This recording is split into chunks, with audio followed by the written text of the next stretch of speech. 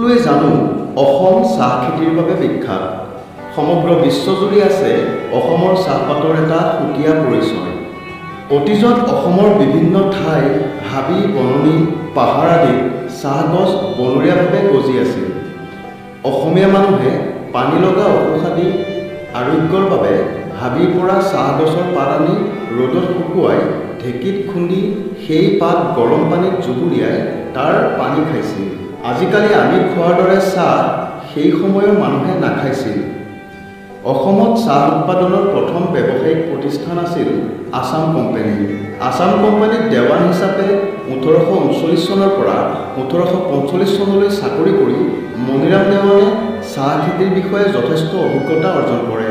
1853 চনত চীনামৰা চাহ বাগিচা আৰু সোণাৰীৰ ওচৰত চিংলো নামেৰে মণিৰাম দেৱানে দুখন চাহ বাগিচা খোলে।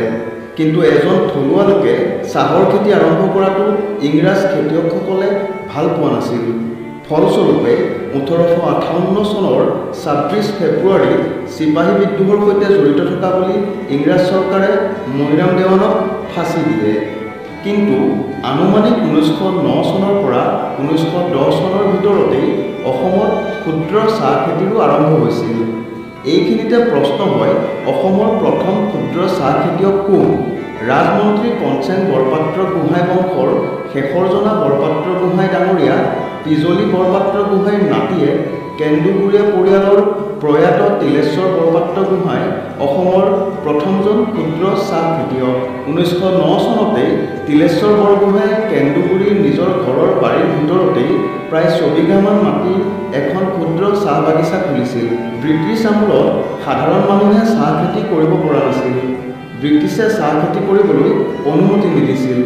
কিন্তু প্ৰয়াত তিলেশ্বৰ বৰপাত্ৰ গোহাঁয়ে তেখেতৰ বাৰীৰ ভিতৰতেই লোকচক্ষুত নপৰাকৈ আবোৰত ৰাখি চাহ খেতি আৰম্ভ কৰিছিল।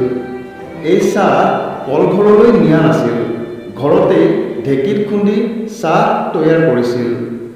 যিহেতু 1978 চনৰ গোলাপ বৰবৰা চৰকাৰৰ আগলৈকে অসমত কোনো ক্ষুদ্ৰ চাহ খেতিয়ক নাছিল। 1978 চনত কৃষিমন্ত্ৰী সোণেশ্বৰ বৰাই চাহ আইন সংশোধন কৰি অসমৰ মানুহেও চাহ খেতি কৰিব পৰা ব্যৱস্থা গ্ৰহণ কৰাৰ পিছৰ পৰাহে অসমত ক্ষুদ্ৰ চাহ খেতিয়কৰ সৃষ্টি হৈছিল।